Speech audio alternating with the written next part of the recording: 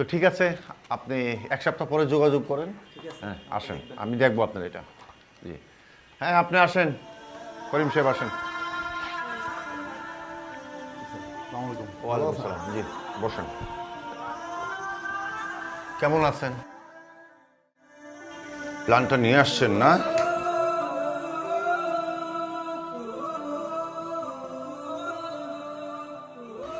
করিম সাহেব, তো প্রথমেই সমস্যা, ওই এলাকায় তো 10 তলার উপরে করার অনুমতি নাই। স্যার ভবনের নিচে তো গ্যারেজ থাকতে হবে, গ্যারেজের ব্যবস্থা রাখেন নাই কেন? সর্বনাশে তো সবচেয়ে গুরুত্বপূর্ণ, আপনি অগ্নি নির্বাপন ব্যবস্থা রাখেন নাই তো। আল্লাহর ইচ্ছায় যদি হঠাৎ করে এত বড় ভবনের মধ্যে কোনো আগুনের ঘটনা ঘটে, কিভাবে কি করবেন আপনি? এ তো সম্ভব না, এটা তো পাশ করানো যাবে না। স্যার বিষয়টা হলো স্যার, আমাদের যে পার্টির যে জায়গাটা সেটা স্যার অনেক ছোট স্যার। তো এই জায়গার ভিতরে সব কিছু স্যার আমি যতটুকু সম্ভব ছোট ছোট করে দিয়ে দিয়েছি স্যার। স্যার আপনি একটু দেখেন স্যার, এটা একটু দেখলে স্যার হয়ে যাবে স্যার। এই বিষয়গুলো তো, তারপরে এই যে আপনার এই যে বিদ্যুৎ লাইন যেটা করছেন, এই বিদ্যুৎ লাইনের মধ্যে তো সমস্যা আছে, এটা তো এইভাবে তো অ্যাপ্রুভ হবে না। না করিম সাহেব, আপনার প্ল্যানটা সঠিক হয়নি, এটা পাশ করানো খুব কঠিন হবে, বুঝছেন, সময় লাগবে। হবে না করিম সাহেব, আমার দ্বারা সম্ভব হবে না এটা, বুঝছেন। আপনি বরঞ্চ এটা ঠিক করে নিয়ে আসেন, তারপরে দেখবো বিষয়টা। স্যার আল্লাহর ইচ্ছায় একটু একটু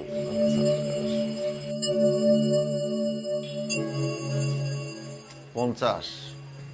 জি স্যার। স্যার কীভাবে বলবেন স্যার? করিম সাহেব, আপনারা আমাদেরকে সবসময় দোয়া করে থাকেন, আর এই দোয়ার ওজন আমরা মাপতে মাপতে আমাদের মাপা একদম কমপ্লিট। এখন আমরা হাতে নিলেই বুঝতে পারি আপনাদের দেয়া এই দোয়ার ওজন কতটুকু আছে। আল্লাহর ইচ্ছায় হয়ে যাবে, একটু সময় লাগবে আর কি। একটু দেখেন বিষয়টা। হ্যাঁ আমার পার্টিতে তো আবার বুঝাতে হবে, যত দ্রুত আমি এই কাজটা আপনার কাছে পাবো তত দ্রুত আমি সব কিছু ম্যানেজ করতে পারবো। বুঝি সবই, তারপরেও আল্লাহর ইচ্ছার উপর আপনার ভরসা করতে হবে। আপনি আসুন, এক সপ্তাহ পরে আপনি যোগাযোগ করেন, আল্লাহর ইচ্ছা হলে হয়তো হয়ে যেতে পারে আর কি। জি স্যার, আমি তাহলে এখন আসি। জি জি, সালাম আলাইকুম। ওয়ালাইকুম আসসালাম। এই যে হলুদ শার্ট, আসেন আপনি আসেন।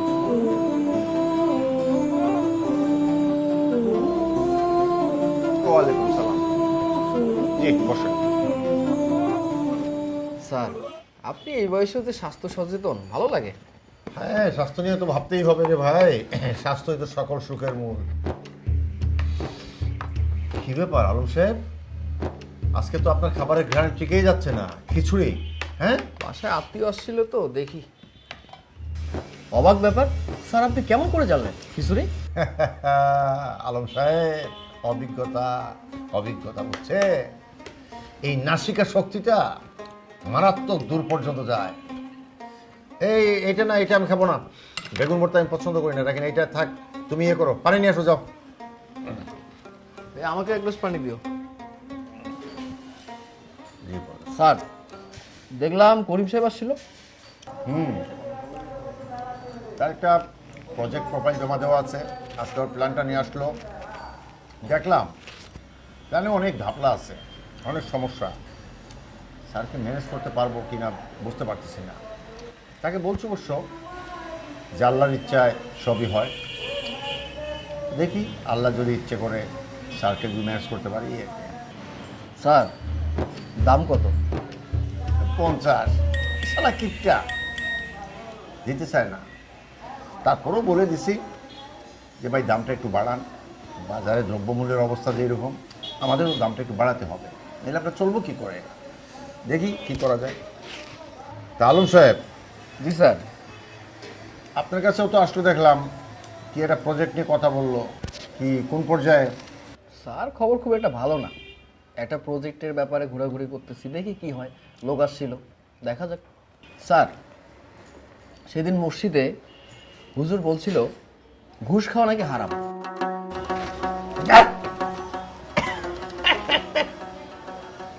ঘুষ খাওয়া হারাম?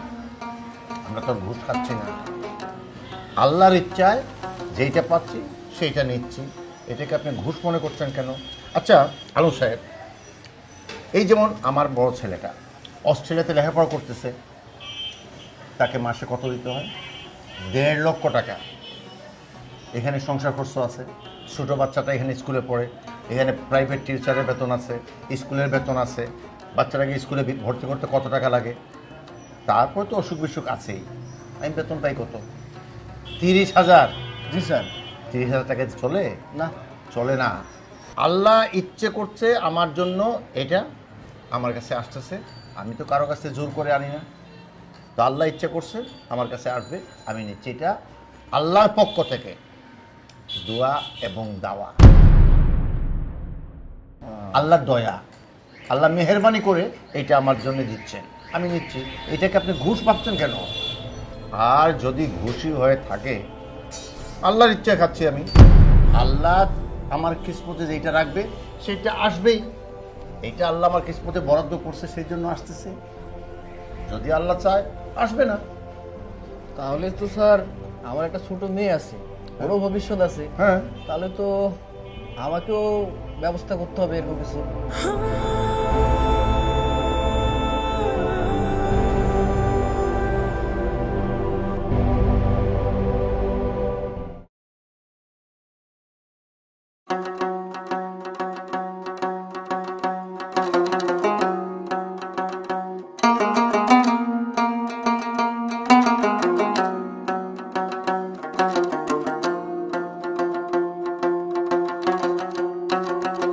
আসসালামু আলাইকুম রহমতুল্লাহি বারাকাতুহু। ওয়ালাইকুম আসসালাম রহমতুল্লাহি ওয়া বারাকাতুহু। ভালো আছেন ভাই? আলহামদুলিল্লাহ, আপনারা ভালো আছেন সবাই? আলহামদুলিল্লাহ।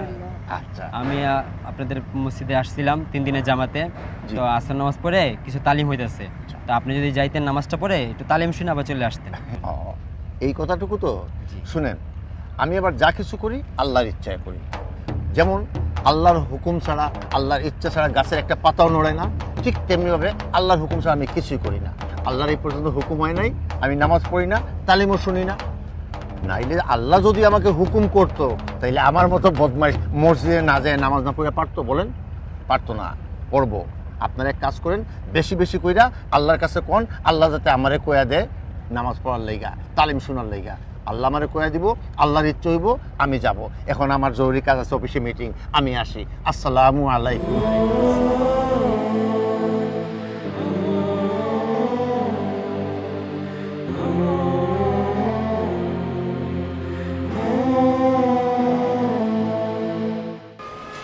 এখানে কিন্তু টয়লেটের জানলাটা কিন্তু ছোট হয়ে গেছে, আর এই কলাম দুটোর জন্য কিন্তু এখানে যদি বিম যায়, আপনি এখান থেকে কিন্তু আপনি ডোর তৈরি করতে পারবেন না। আসবো স্যার? আপনার সাহেব স্যার, কয়টা বাজে? স্যার 12টা। 12টার সময় আপনার আসার সময় হলো। স্যার কী করবো স্যার, আপনি তো জানেন স্যার, আল্লাহর ইচ্ছা ছাড়া গাছের কোনো একটা পাতাও নড়ে না স্যার। তো আল্লাহর ইচ্ছে ছিল যে আমি আজকে একটু বিলম্বে আসবো মিটিংয়ে, সেই জন্য স্যার একটু বিলম্ব হয়ে গেল।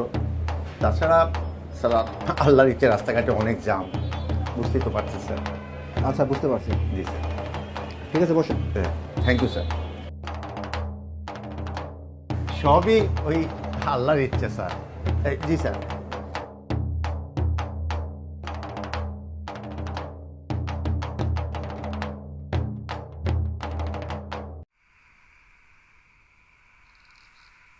আসসালামু স্যার। ওয়ালাইকুম আসসালাম। বসো বসো বসো। স্যার আপনাকে কে দরজা খুলে দিল? ও যে তোমাদের কাজের মেয়েটা আছে না, জি। ও আমাকে দেখে দরজা খুলে দিয়েছে। আচ্ছা আচ্ছা। তো তুমি ভালো আছো তো? জি জি জি। হোমওয়ার্কগুলো ঠিক মতো করেছো? হ্যাঁ। গুড, তাহলে শুরু করি আমরা। চলো। স্যার আজকে পড়বো না। পড়বা না? হ্যাঁ। কেন, তোমার শরীর খারাপ করছে? না না স্যার, আল্লাহ ইচ্ছা করেছে। আব্বু বলেন কি, আল্লাহর ইচ্ছা ছাড়া গাছের পাতাও নড়ে না, তাই আজকে আল্লাহ হুকুম করেছে, আর তাই আজকে আমি পড়বো না। হ্যাঁ, তোমার আপু ঠিকই বলেছেন।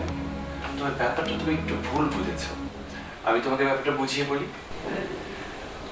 আল্লাহ তাআলার ইচ্ছা আছে, অবশ্যই আছে। তো আল্লাহ তাআলার ইচ্ছা আছে দুই রকম, একটা হলো তাৎক্ষণিক ইচ্ছা আর একটা হলো অতাৎক্ষণিক ইচ্ছা।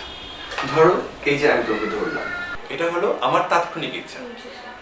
ব্যাপারটা যদি তোমাকে আমি আরেকটু বুঝিয়ে বলি, ধরো এই ল্যাপটপটা আমাকে ওপেন করতে হবে।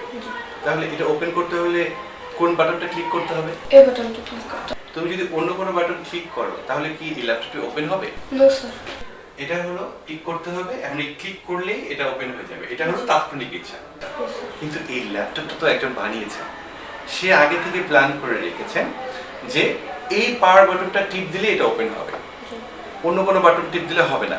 তাহলে এই যে প্ল্যান করে রেখেছেন, যিনি এটা বানিয়েছেন, এটা হলো অতাৎক্ষণিক ইচ্ছা। ওকে, ব্যাপারটা যদি তোমাকে আমি আরো বুঝিয়ে বলি, দুটো পথে যেতে পারো, একটা হলো ভালো পথ, একটা হলো খারাপ পথ। মানে একটা হলো জান্নাতের পথ, একটা হলো জাহান্নামের পথ। এখন তোমাকে সিদ্ধান্ত নিতে হবে যে তুমি কোন পথে যেতে চাও। তুমি কি ভালো থাকতে চাও নাকি খারাপ থাকতে চাও? তুমি যদি ভালো পথে যেতে চাও তাহলে ঠিক মতো পড়াশোনা করতে হবে, বড়দের সম্মান করতে হবে, বাবা মার কথা শুনতে হবে, এবং ইসলাম যেভাবে বলে, যে পথ দেখায় শান্তির পথ, সেই পথে সুন্দরভাবে এগিয়ে যেতে হবে, 5 ওয়াক্ত নামাজ পড়তে হবে। এভাবে যদি তুমি চলো তাহলে তুমি জান্নাতের পথে যাবা। তুমি এই সময়েও ভালো থাকবা এবং পরকালেও ভালো থাকবা।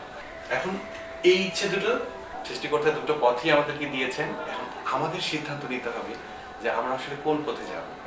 আমরা কি ভালোর পথে যাব নাকি আমরা খারাপ পথে যাব? তুমি যদি ঠিকমতো পড়াশোনা করো, টাইমলি সবকিছু করো, তাহলে তোমার রেজাল্টটা ভালো হবে এবং সবাই তোমাকে অ্যাপ্রিশিয়েট করবে, তোমার ভবিষ্যৎটা সুন্দর হবে। তাহলে এই পথটাতে তুমি যদি যাও তাহলে তোমার সবকিছু সুন্দর হবে, তোমার সম্মান আসবে এবং তুমি ভবিষ্যৎ জীবনটা তোমার অনেক সুন্দর হবে। আর তুমি যদি এখন ঠিকমতো পড়াশোনা না করো তাহলে তোমার রেজাল্ট খারাপ হবে এবং তোমার সবকিছুই অসুন্দর হবে। এখন সময়টাও অসুন্দর হবে এবং ভবিষ্যৎ সময়টাও অসুন্দর হবে। এখন সিদ্ধান্ত তোমাকে নিতে হবে যে তুমি আসলে কোন পথটা বেছে নিবে, তুমি কোন ইচ্ছেটা করবে। তুমি কি বুঝতে পেরেছো? তাহলে এখন আমরা পড়াশোনা শুরু করি। গুড, চল আমরা শুরু করি। ভালো এবং মন্দ দুটোই সৃষ্টিকর্তার অতাৎক্ষণিক ইচ্ছা। সিদ্ধান্ত আমাদের, আমরা ভালোর পথে যাব, মন্দের পথে যাব। আপনারা বুঝেছেন তো?